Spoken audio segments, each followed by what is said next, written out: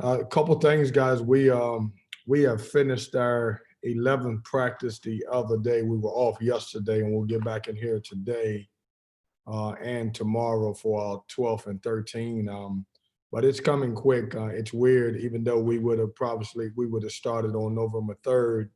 Um, I think we needed the time because obviously we didn't have a chance to have these guys to be able to practice the entire summer where I could get 8 weeks from, especially these young guards that I have. But I like our team. We're working hard. I would tell you right now that our defense is a little further along than our offense because we spend more time, especially when I've got some young guards trying to pick up concepts and making sure those guys understand what defensive schemes to get us in.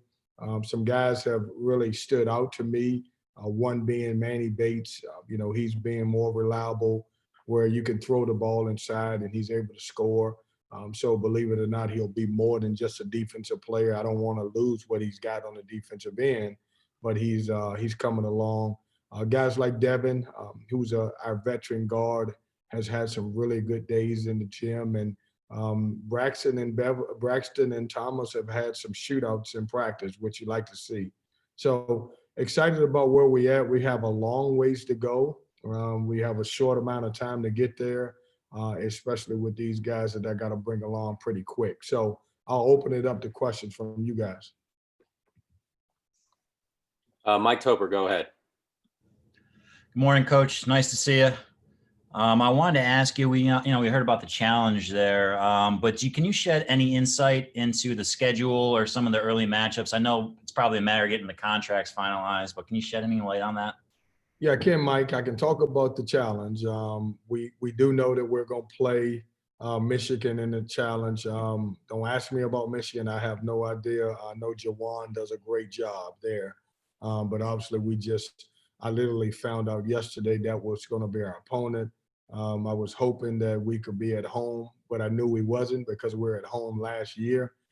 Other than that, if you ask me the next time we have this in about a week and a half, I'll probably give you a little bit more detail. Reason why I won't go into all of our schedule, which some of these games I do know that we're possibly playing, is because some of them are with contracts, and we're waiting on contracts. And what I don't want to do is similar to what happened in Orlando because of COVID and testing. Some of the things that some of those games that were going to be scheduled are certainly not happening now. I will tell you that scheduling has been a major challenge. Even when you think you have the games done, certainly it's not done. When you look at, you obviously that we're going to run our own MTE. So we're going to attempt to play 27 games this year, but it's going to be a major challenge to get there. Jonas, go ahead. Good morning, Coach. How are you? Good, Jonas. How are you? Doing well. To follow up on Mike's question, is it kind of frustrating being this deep into practice and the season right around the corner that you can't finalize the schedule, or is it more important this time of year to just kind of focus on you guys as too far out to start scouting and thinking about opponents? Yeah, Jonas, I'm past the frustration stage. It's been a challenge when we came out and we switched the date of when we're going to start the season. I knew it would be a challenge. One of the biggest challenges I think was that in order to play 27 games, you had to have an MTE. And so either you were going to have to create one or go to one. And so that has made it tough. Not frustrated in the fact that, I can only control what I can control. And so I'm really concentrating on my team. I think the schedule will get figured out. We may not have a schedule to the day before we play our first game, but I'm hoping that doesn't happen. But I'm in a good place with scheduling. I've already realized that it's going to be tough and it may change. I feel really good that we have 27 games scheduled, even though we don't know our ACC schedule. I just don't want to get out in front and release them until I know we have all contracts back, and then I don't want to have to backpedal out of the situation. Go ahead, Corey. Kevin, for you, I know you mentioned earlier about Manny's progression so far this offseason, but one of the big issues for him last year was really getting going offensively. How much have you seen him improve on the offensive end of the floor this season? Yeah, Corey, I think he's really improved offensively because he's a lot more confident in that area, and he's got a lot more bulk on him. He's worked extremely hard in the offseason, putting on good weight. The other thing that really hurt him last year, when you look at him, he was always in foul trouble. I went back and actually as a coach, I was amazed that he only played, around 20 minutes a game. And I went back to my assistant coaches like, why is this kid only playing 20? He was in foul trouble most of the time. And so what we're doing is, to believe it or not, I'm concentrating on our guards more to do a better job of keeping guys in front so he doesn't have to block as many shots, and he doesn't have to be put in that situation. But offensively, we've been able to throw the ball inside to him. He's scoring over both shoulders. He is starting to rebound the basketball a lot better than he did last year. A lot of that is confidence because I think he's more confident in his shoulder than he was coming into the season last year. As a kind of follow-up to that, when it comes to the rest of that center spot, who else are you looking at and who else has stuck out to you so far? Because we know most of the guys behind him are true freshmen unless DJ Funderburk fits into that spot as well. Yeah, I'm happy at that spot. We probably have more depth than we've had in the past. Certainly you'll see DJ play some center and also at the power forward position. But I really like E.B. Dewana and Jalen Gibson.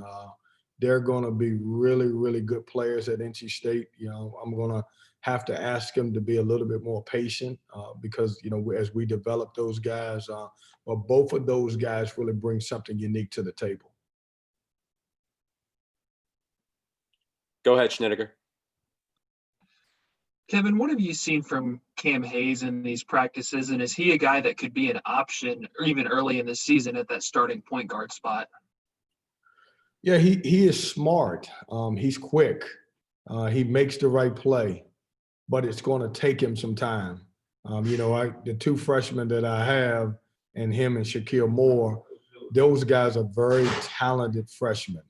They can do a lot for us. A little bit different than what Markel brought to the table. Obviously, Markel is a guy who could break you down, get to the rim, and also was a great assist guy.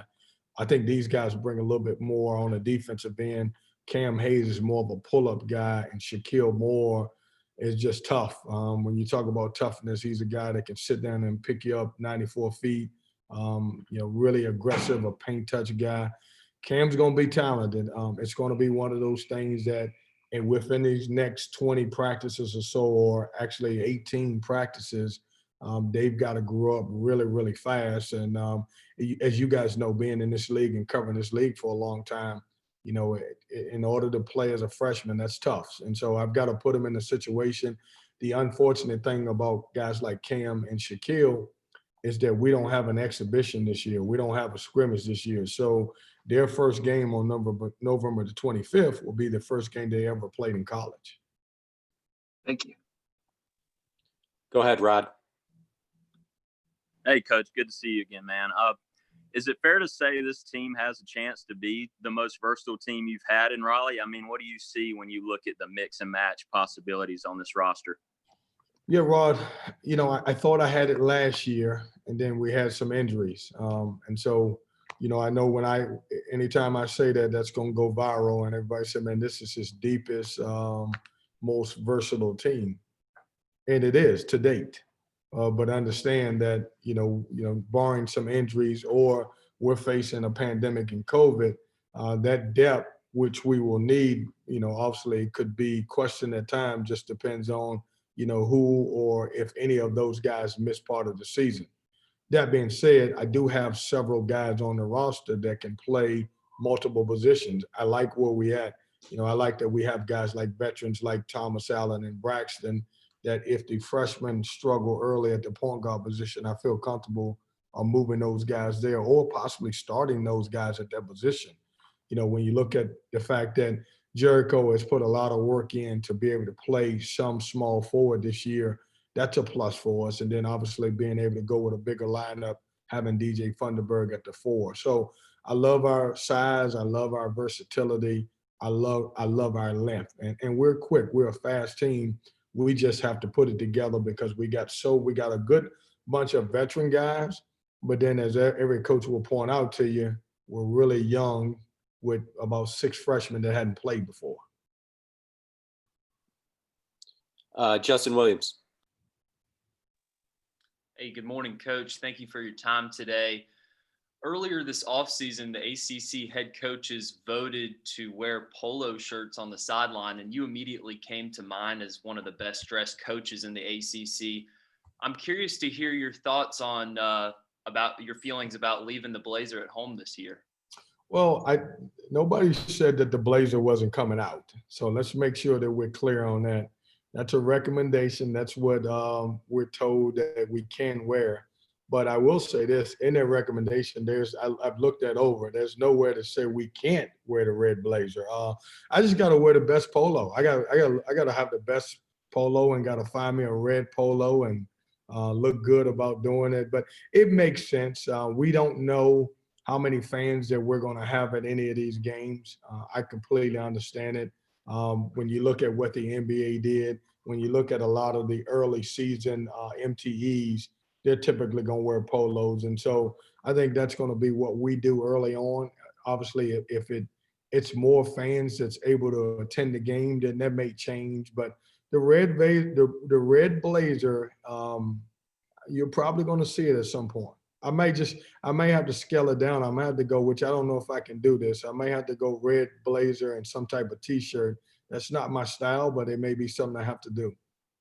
Are you going to have to step the shoe game up if you're just wearing polos to stick out? Well, if you didn't have a great shoe game, you would have to step it up. But I've already got a nice shoe game, so That's no, right. listen. You're gonna have to. I'm gonna look good on the sideline. I just hope my team plays as well as I look. Thank you, Coach. Thank you. Mark Armstrong. Yeah, hey, Kevin. So much of the conversation with football was the uncertainty of practicing and not knowing whether you'd actually have a season. Have you had to manage any of that with basketball as well, or has it always felt like there were going to be games played? Mark, that's a really great question. I have no idea how this thing's going to work. Even with football, when you look at football, the blessing that they had is that they all had bye weeks. They had some weeks that if they cancel a game, then certainly they will be able to make it up or push another game or add a game. Unfortunately, when you get into our basketball season, when you took away and we moved the season back 15 days, we don't have any bye days or bye weeks. Only thing that can happen for us is they move the NCAA tournament back. And there's been some talks about that, but that certainly hasn't happened to this point. And so if you take 14 to 21 days out of when our schedule's released, there's a chance that we could miss 4 or 5 games and not have a chance to make them up. And I think that's why the NCAA came out and say in order to qualify for the tournament, you had to play 13 games. We're going to continue to do the best we can with our guys, making sure they understand how important it is to wear the mask, wash their hands, stay away from large groups. But unfortunately, such situations may arise where there's some times that we may have to miss some opportunities to play games because of COVID. And so it's a challenge. On every ACC call that we have, we talk about how we're going to do it. Ours is so much different because we're an indoor sport. And then when you fall back on time in the next couple of days, it starts getting a little dark around 5:30, 6 o'clock. Everybody's going to come inside. And so that's a little different than we're used to. And a quick follow-up, you kind of spearheaded the whole voting initiative at NC State. That was a cause of yours. We're close to 0 hour now. What have you seen since you started that versus now getting close to election day? Yeah, I think it's important that all of us exercise our right to vote. And I've always said this to my guys, even had a conversation with them the other day, is that I don't care who you vote for, but don't complain if you're not going to go out and vote. You have the ability to vote. When I was your age, I didn't vote because I didn't know about it. I wasn't educated enough about it to be able to vote. And so I've seen a huge turnout on our campus. When you look at some of our other sports teams, I think they're getting out and vote. As of yesterday or 2 days ago, because we were off yesterday, we'd had everybody on our team and our staff had voted besides 2 or 3 guys. I was going to wait until November the 3rd and take the entire team to vote, but that wasn't the ideal situation with class time and tutoring and everything else. And also I was trying to keep them away from large crowds. And so obviously they wouldn't have a chance to be around large crowds and all that other stuff. But I think it's great. I think what we're doing on college campuses, not just NC State, but everywhere, we have a lot of coaches other than me promoting vote. I think it's important that our young people have a voice in what happens in the future. Brett Friedlander. First of all, Coach, I've got some inside intel from the folks at Gentleman's Closet that you are already preparing for the casual look, and you're going to look pretty darn good. So I hope I didn't give away any secrets or whatever, but I think you've got it under control. Well, Brett, before you go any further, they're going to be disappointed in you that you call them Gentleman Closet. It's Gentleman Corner. You got to get it Gentleman's right. Corner. I'm sorry. I'm not as familiar with it as you are, but I've only been there a couple of times. So Yeah. they're good people, though. But anyway, you talked about your depth and versatility. In a perfect world, if everything goes according to plan, how deep is this? Do you plan on having your rotation once things get going? Yeah, Brett, if everything was perfect, I think we could go too deep at every position. I feel like that we could actually really play 10 guys that I feel comfortable with.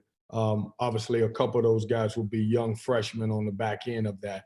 But I like the fact that I feel like that we can play 2 at every position, and then you can switch a guy like DJ and Jericho to play a little bit more small forward and power forward. And so it's a good roster. We don't have the kind of the sophomore and junior strength that we normally would have. We've got really some guys who have played in college, and then we have some guys we got 6 guys, and I always say 6 freshmen because I'm always talking about Sebron.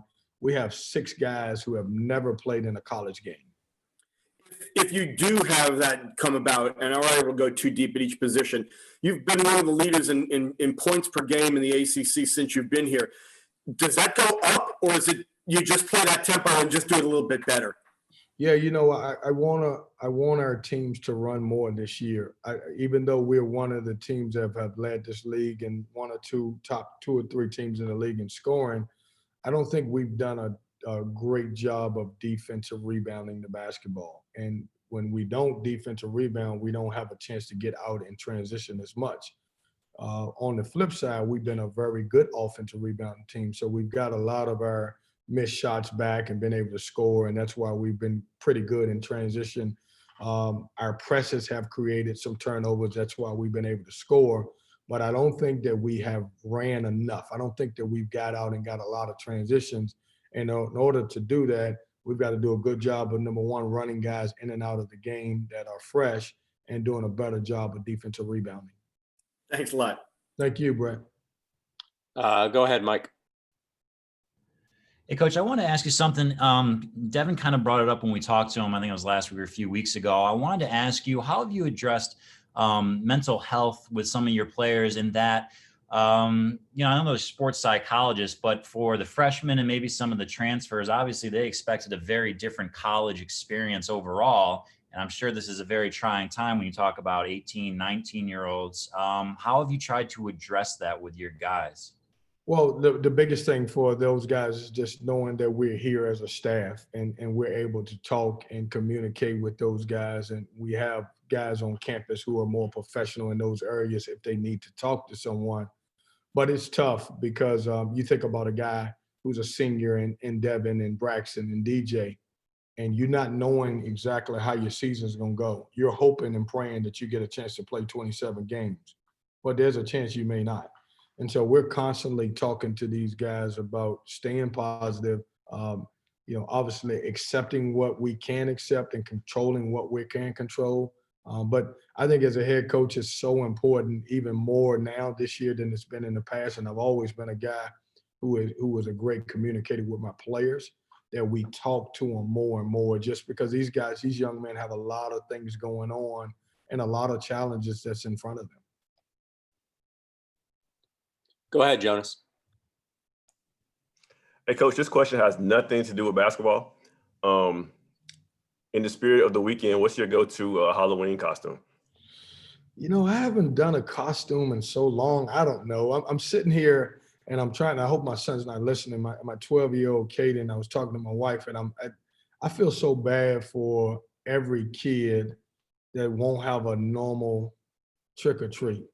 I mean, come on, guys, think about this, man. When you were growing up, you looked forward to being able to go around and get candy, and you knew which houses had the best candy and everything else. And so I'm trying to figure out how I can give him some type of experience of having a Halloween. He's 12. Even though I probably, when I was his age, I probably trick-or-treated till I was about 16. But we're going to try to cut him off after 12. But I'm looking for, and I'll take any ideas from you guys. How can you help these, kids have a normal as we can be Halloween and trick or treat? But I don't have a costume, Jonas. I know I went off on a different direction for you. Man, I may dress up as you, man. Is that okay? You give me permission to do that? Listen, if I had a red blazer, I would dress up as you, but I don't know if I can pull it off. I'm not cool enough. Well, they say I'm not wearing that blazer, so I have one that you can wear for Halloween if you want to. You just text me after we get off this call. You got to dry clean it for me though. I just want you to know that. Appreciate it. I don't think he heard you, Craig. Ready for you, Matt. Oh, sorry. Not to be a downer after a lighthearted question, but Well, hold on a second. What are you about to say, man? Not to be a downer. When you start the question off, not to be a downer, let me sit back a little bit and make sure I'm ready for this. All right, go ahead. But one of the issues with the football season has been the contact tracing after a positive test. How difficult is that going to be in basketball, where one test may take out such a large chunk of your team, and how do you try to work around that? Is it possible to work around that? Well, there's no working around it. It's a challenge, and I think what we're finding out, and we're finding out stuff more and more, that it's not so much what happens on the court. I think it's what these guys are doing, when they're at home at night, if they're playing PlayStation. This is the first time that I would prefer for my guys to play Xbox and all that stuff online. I don't want those guys to huddle up as much. Even when they're traveling and get something to eat at night, I would rather them go by themselves or order food. It's a tough deal. Contact tracing is a major problem. In our practice situation, we're trying to, as much as we can, to social distance as we can. We're trying not to have these guys around each other for more than 15 minutes at 6 feet. But it's a challenge doing all of that other stuff. I'm trying not to huddle as much as I normally would do, just to bring them in and talk. But to answer your question, I don't know. I don't know what we don't know.